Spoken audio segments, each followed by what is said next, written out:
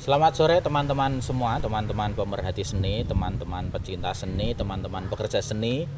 Kami dari Teater Timur akan kembali sedikit menyajikan sebuah dialog, dan kali ini tetap dengan Murtry Purnomo.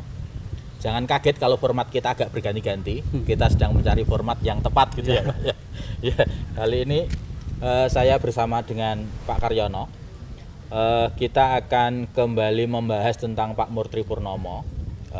Beliau itu pengajar, bukan guru tetap ya Pak ya? Iya, Oke. GTT namanya. GTT. Iya. Guru tidak tetapnya SMKI Yogyakarta. Dan kita tetap berada di ini depannya SMKI, tepatnya agak di samping nih ya Pak. Iya. Sekarang sudah tampak asri. Bukan berarti dulu waktu beliau di sini tidak asri, tetapi semakin lama tentunya akan ada kemajuan. Iya. Oke, Pak Karyono, tanpa memperpanjang waktu, ini ada pertanyaan singkat dulu. Pak Murtry Purnomo itu di SMKI sejak kapan? Ya. Terima kasih Pak Broto. Tadi kan saya mencoba untuk melihat dokumentasi dari Pak Murtry Purnomo itu, ya, api, gitu, sahabat, guru. Saya tadi sudah ke tata usaha, terus saya sudah mencuplek di sini itu ternyata perjalanannya udah panjang. Ini tadi sudah tertulis itu 1 Juli 1990. Nah, 1990. Iya. Wow. Gitu. Jadi ya sudah lama banget. Dan Papi keluar dari atau pensiun dari SMKI? Pensiun dari SMKI 1 Juli 2013. 2000. Wow, 2013. Pengabdiannya 23 tahun. 23 tahun mengabdi di SMKI Yogyakarta. Khususnya ngajar seni teater. Langsung di seni teater ya. Iya, iya. Nah, bedanya Papi dengan GTT yang lain. Saya juga sempat merasakan GTT ya. Tapi ini Papi adalah senior yang sangat luar biasa yang mengabdi sekian tahun. Saya cuma berapa tahun itu. Ya. Itu gimana Pak? Ya. Dulu saya juga pernah GTT loh. Itu pernah GTT ya? jadi kita juga itu pernah merasakan jadi GTT gitu, guru tidak tetap di SMKI. Karena dulu itu sebetulnya saya juga masih ragu-ragu gitu. Kenapa seperti itu? Karena memang saya kan datang itu kan nemenin Londo untuk main pantomim di sini. Nah, karena memang sudah ada Papi, ada Romo Murtry, Romo Tahar, ya. Itu dulu sehingga saya terus bantu di sini dan segala macamnya. Gitu. Terus ada teman di sini juga mengatakan seperti itu. Saya rada malu itu ya. Nantilah setelah ini proyek ini selesai. Saya akhirnya juga jadi pernah guru GTT di SMKI 2004. Ya, 2004. Perkenalan dengan Papi, terus akhirnya Papi juga sudah terus bergelut dengan kegiatan. Kalau menurut saya GTT di sini luar biasa menurut saya. Ya, ada Papi, ada Romo Tahar. Romo Tahar itu kalau cerita ini sedikit Romo Tahar bicara itu. Ya dia itu becak ya dari daerah Kuyangan ke sini. Ini pulang juga becak lah. Setiap hari. Padahal gajinya untuk becak itu nggak akan cukup. Kadang-kadang itu nggak cukup, malah tombok katanya gitu. Terus Papi Murtry juga seperti itu sama. Tapi semakin saya kenal memang Papi itu pokoknya pengen mengabdikan dirinya untuk SMKI secara total. Aku kurang mikir gaji. Nah itu saya yang menjadi terenyuh ya. Kalau dilihat karena memang Papi juga tidak mempunyai yang lain kecuali teater. Ya meskipun di film dan segala macamnya, tapi semangatnya untuk di SMK itu luar biasa. Begitu kira-kira ya. Oke. Jadi Papi tanpa peduli digaji berapa, dia tetap mengabdi untuk SMKI Yogyakarta itu. Dan karena saya juga merasakan bareng dengan Papi, GTT bareng sedelek gitu. Terus yang paling luar biasa dari Papi itu justru Papi luwih getih kalau bilang. Ya, betul nggak Pak? betul. Bagaimana Papi getih dari awal Pak Karyono di sini juga begitu Pak? Iya. Saya melihat Papi karena terus akhirnya tahun 98 kan saya di sini sebagai pegawai. Pegawai itu. Terus tahun 99 nyutradarai. Hmm. Nah, waktu itu memang menurut saya naskah abot gitu loh. Karena anak SMKI waktu itu untuk festival teater musim panas itu naskahnya tinggal satu, Sanjasi. Rabindranath Tagore, Ya, pengarang Idea itu sangat sastrawi itu, padahal isinya itu tentang peristiwa seorang yang sudah tidak membutuhkan tentang keduniawian.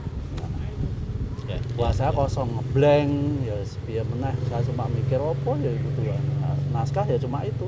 Tinggal satu-satunya itu naskah itu kurang lebih ya 70 halaman. Waduh. Saya nangis aku, waduh iki kudu piye itu. Saya sambat-sambat.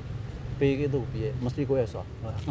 Aku ya mau disemangati pun mesti iso. Ya, langkahnya gimana ya sudah kita lakukan saja untuk itu. Bedah naskah, alon-alon dan segala macamnya. Terus format-format apa ya, karena itu kita juga berpikir karena anak-anak SMKI kan juga agak kecil-kecil, tapi papi saya itu latihan olah tubuh sih, pencarian dan segala macamnya itu ya papi terus mendampingi terus di tahun 99 itu 99 ya 99 bersama papi. Terus ruang-ruang kosong yang kemarin saya sudah bilang itu, saya ada ruang kosong itu, nah dialog dengan papi saya menemukan lagi. Tapi saya dipaksa ya, mocone jangan cuma 50 kali, 100 kali. Oke. Nah, sampai seperti itu, sehingga memang papi memberikan satu rangsangan-rangsangan yang harus dilakukan seseorang, Pak Broto. Ya. Harus melakukan sesuatu yang berhubungan ya lakune teater ya kudu ngono kudu goleki sampai menemukan sesuatu. Oke. Berarti pendampingannya papi, walaupun papi mendampingi semua anak termasuk Ya, dengan betul. juga Ya. anak didiknya, saya juga anak didiknya, yang nyeteng juga anak didiknya Ya, semuanya. Pendampingannya bukan melulu kepada siswa yang di SMKI, bahkan gurunya pun mendapatkan betul. pendampingan dari Ya, Pak Murtry. betul. Ya. Oke. Teman-teman semuanya, ini catatan penting karena Pak Murtry itu betul-betul, kalau dari kemarin selalu kita bilang bahwa beliau adalah teman, beliau adalah guru, karena betul bahwa pendampingannya bukan melulu terhadap anak-anak di SMKI karena beliau adalah guru di SMKI, tetapi sampai di guru-guru pun juga banyak bertanya kepada beliau, banyak minta pendapat beliau, dan bahkan beliau juga menemani bahkan di pementasan yang saja. Itu akhirnya pementasan itu seperti apa, Pak? Ya, pementasannya itu akhirnya kita berpikir, karena saya ditunjuk sebagai sutradara, terus berpikir ya anak SMK itu akan ada 4 jurusan waktu itu. Ada tari, karawitan, pedalangan, teater. Wah, terus saya mikirnya buat tak gawe kayak kolaborasi. Nah, mereka wis iso nari, ono karawitan, ono sing dalang, ono cah teater yang memerankan. Yaitu mengkolaborasikan itu, ono tari, musik, terus ada nyanyi, dan juga ada gerak. Waktu itu saya juga dapat teman itu, ada Bu Nuni itu luar biasa, dan itu harus buat terus ke. Jadi kekaryaan itu akhirnya wujudnya kolaborasi, dan waktu itu memang akhirnya ada 4 kategori yang disabet SMKI di tahun 99. Oke, 4 kategori yang didapat pada waktu itu ya. Iya. Dan itu adalah kolaborasi pertama untuk menggabungkan semua jurusan atau sebelumnya juga sudah pernah ada? Saya baru datangnya 98, 99 suruh itu. Nah, ya mungkin awalannya embrionya itu kolaborasi itu gitu. Dan andil papi tidak bisa dibilang kecil Iya, ya pada waktu iya. itu. Itu ada papi, Romo Tahar itu. Terus kita memang latihan, terus dulu memang kita sempat kerjasama dengan itu sebuah kelompok silat di Tegal itu, kita main di sana juga. Jadi gue neng kono papi yo melu. Jadi ini dia itu juga tidak hanya di sini, tapi dia itu ya suka ya, kalau kita itu biang-biung itu suka ngobrol bersama dengan siswa ya, guru-guru dan segala macamnya, itu sangat-sangat kekerabatan gitu. Iya. Kita sampai ke sana, terus di sini dan segala macamnya, itu sampai terakhir pentas Sanjasi. Oke. Ini ada satu pertanyaan, Pak. Jadi Pak Murtry itu kan tidak bisa dibilang dia seniman yang baru seniman gitu. Ya. Karena beliau sudah, kalau Pak Karyono juga sempat bilang bahwa Pak Papi itu titiknya sudah empu. Ya, betul. Terus bagaimana Papi kemudian bisa mentransfer ilmunya yang sudah empu itu? Karena kalau kemudian saya di Asdrafi itu kan yuk terus latihannya gulung komeng ra karu-karuan. Bagaimana dia kemudian mengubah menjadi pola pelatihan untuk anak-anak SMKI yang bisa jadi adalah anak yang baru kenal teater. Itu ada cerita apa Pak itu? Ya, kalau itu memang setelah itu kan saya mendampingi terus dengan Papi itu. Ya, di pelajaran-pelajaran yang hubungan dengan teater modern, ada tradisi, terus ada yang berhubungan dengan pementasan itu kan dengan Papi terus gitu. Sehingga Papi itu juga mengadakan penyesuaian ketika mengajar di SMKI. Mungkin ketika dengan Broto itu kapasitasnya untuk 3 jam ya, di sini itu ya setengah jam sih baru kuwi, terus habis itu dilakukan lagi. Nah, dengan metode yang disesuaikan dengan anak-anak SMK. Oke. Kalau boleh disebut kira-kira ada murid mana? Nah, karena nanti kita bisa mengejarnya. Ya. Ada siswa siapa namanya, angkatannya sopo yang kemudian muncul dan menurut Pak Karyono dia cukup menguasai metodenya Papi ketika belajar di SMKI. Ya, kalau itu dulu itu sebetulnya kan ada yang Kresmantono. Ada Kresmantono, Ada oke. itu Pak Copet gitu. Yang akan datang kita wawancara Ya, itu. terus itu ada Yoga Bagus Tatatagama. Bagus. Terus habis itu ada Pipin. Dipin, oke. Terus dulu ada Indra, terus ada Indah. Indah, oke. Angkatan yang atas-atas? Kalau angkatan yang atas itu sudah almarhum, itu Andi Nopantoro itu Andi Andi Nopantoro, oke. Ya. Tapi yang perempuan juga banyak kok itu waktu pendampingan. Tapi khususnya metode-metode yang agak dilatih khusus itu saya kurang lebih itu anak-anak. Justru yang muda-muda itu ya. Iya, yang muda-muda itu. Kalau kita dulu kan ya ngerti tapi itu kesibukannya masing-masing belum. Tapi kalau yang itu malah dia melakukan satu sistem latihan. Oke. Ketika di SMKI bagaimana pandangan guru lainnya yang bukan hanya guru teater, kalau jenengan jelas guru teater, guru tari, guru karawitan, guru pedalangan tentang kehadiran Papi Murtri sini. Kalau di teater kan betul-betul kita amukan. Bagaimana pandangan guru di jurusan lainnya? Kalau di jurusan lain juga menganggap Papi itu memang ya empu gitu. Ya, itu. Mereka ya sering ketika ada kegiatan yang lain itu ada tari, itu juga ada satu diskusi gitu, sama Papi itu. Jadi mereka ya menghormati karena memang sepak terjangnya Papi itu ketika waktu di SMK itu kan dia sudah ngerti. Di luarannya Papi bagaimana dan segala macamnya ketika bersama Rendra, bersama dengan Aswar, mungkin bersama dengan yang lain gitu. Semuanya juga keterbacaannya itu memang semuanya juga ngerti. Sehingga memang mereka ya menjadikan Papi itu ya memang sungguh-sungguh empu. Yang bisa memberikan satu mengisi ruang kosong ketika ya kita ada sesuatu yang kurang di dalam sebuah penggarapan itu. Oke. Ini juga catatan penting. Jadi ada banyak catatan penting di Papi Murtri ketika berada di SMKI karena ternyata beliau akhirnya jadi lintas jurusan. Ya. Bukan dalam artian kemudian mengajar di jurusan yang lain, tetapi guru-guru yang lain pun memandang Papi itu seseorang yang bisa diajak untuk berdialog. Ya. Karena akhirnya ilmu teater Pak Murtri itu juga mampu melihat dan mengapresiasi karya seni di jurusan yang lain. Oke, kalau kemudian Papi sudah tidak diragukan lagi kan. Beliau juga sudah almarhum sekarang dan sekarang saya yakin beliau juga melihat kita dan cukup berbahagia karena kemudian anak-anaknya bisa kumpul kembali. Ya. Anak-anak dari SMKI yang sukses menurut Pak Karyono, yang kemudian juga mengakui Pak Murtri itu adalah gurunya. Saya yakin semuanya mengakui. Jadi teman-teman yang menurut Pak Karyono dari hasil didikannya Pak Karyono yang betul-betul sukses, bukan yang muda-muda tadi kan. Oke, dia mengenyam itu, tapi yang sekarang bisa dibilang sukses dan bisa jadi nanti kita akan undang lagi. Nanti Pak. Ya. Sebetulnya kalau ada yang perempuan itu sebetulnya kan waktu Sanjasi itu ada Winda tapi sekarang dia sudah penari kontemporer di Solo gitu. Tapi kan basicnya waktu itu dia teater. Nah, itu mungkin olah tubuh yang dilatihkan Papi mungkin termasuk ke Winda itu ya akhirnya dia sekarang kan penari kontemporer. Oke, ada nggak teman-teman SMKI jurusan teater yang kemudian nyebal dari jurusannya itu?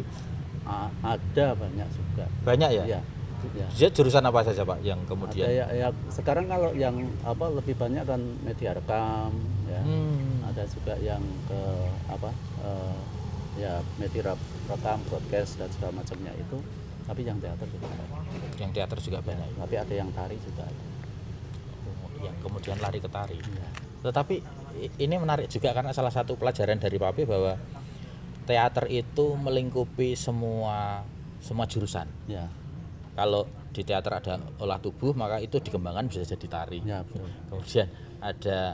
Kemudian ada sutradara itu kalau kemudian mengembangkan dan masuk di broadcast itu juga bukan persoalan yang tidak meremehkan broadcast, tetapi dengan kemampuan penyutradaraan kemudian mampu melihat blocking dan lain sebagainya, membuat ketika dia belajar tentang broadcast juga bukan hal yang tidak mungkin. Ya. Oke. Karena saya juga mendengar ada SMKI juga yang kemudian sekarang berkembangnya dodolan. buka rumah makan atau angkringan kan ada yang dodolan bajigur. Ini menurut Pak Karyono gimana? Ya. Saya juga kemarin sudah nyambangi ya pikiran mereka adalah ya pengembangan kewirausahaan gitu. Manajemen produksi ya. Okay. Gitu. Kalau pembelajaran itu mereka mungkin sekarang aplikasinya mungkin ya karena kan mempertahankan hidup itu kan memang ya wajib untuk kita semua kan. Mungkin dia baru ada passion untuk kesana, terus dia mungkin menghasilkan dan segala macamnya. Karena waktu itu Papi juga bilang berarti ketika kamu nanti itu tidak bisa menjadi aktor ya kamu harus pemerhati kesenian khususnya teater atau impresario lah. Jangan-jangan kalau itu nanti mungkin angkringan itu berhasil gitu. Terus akhirnya dia sebagai donatur kita untuk melakukan satu aktivitas yang berhubungan dengan kesenian. Nah itu kan sebetulnya tidak salah juga gitu loh. Ya memanfaatkan satu ilmu yang ya sebagian yang berhubungan dengan manajemen produksi. Oke. Ini lucu tetapi juga terjadi karena ada murid SMKI yang kemudian larinya itu dodolan wedang bajigur. Itu. Oh ya. Betul. Dia juga di broadcast juga dodolan wedang bajigur dan yang menarik adalah dia ketika dodolan memakai sorjan blangkon sehingga pentas. Jadi sesungguhnya dia sedang pentas setiap hari dan kemudian sedang fighting setiap hari. Nah ini yang menggelitik di saya adalah bahwa Papi itu mengajarkan bagaimana fighting, bagaimana belajar tentang hidup, bagaimana tentang berjuang, bagaimana Papi ngajari huruf itu juga asalnya juga dari bela diri. Nah, sejauh mana teman-teman SMKI mendapatkan bela diri dalam artian untuk kemudian diubah menjadi bagaimana dia fighting di kehidupan? Yang berikan pada Papi yang berhubungan dengan kegiatan-kegiatan itu ya pokoknya ini adalah dalam rangka untuk meningkatkan satu kualitas ya pemeranan kita. Tapi karena Papi itu memang nggak suka berkelahi gitu. Jadi ini bukan kegiatan mereka itu akhirnya dibutuhkan ketangkasan yang berhubungan dengan silat yang huruf mungkin Hanajaraka dan segala macamnya dalam rangka bukan untuk itu gitu, saya. Dalam rangka untuk itu bagaimana bahwa tubuh itu siap ketika melakukan sesuatu. Khususnya yang berhubungan kalau itu dunia pemeranan ya pemeranan, kalau itu dunianya mereka baru harus melakukan sesuatu yang berhubungan dengan produksi, yang berhubungan dengan apapun yang berada di wilayah artistik itu ya harus disuntuki gitu. Betul. Ya, gitu. Jadi belajar untuk bekerja secara maksimal untuk melakukan sesuatu.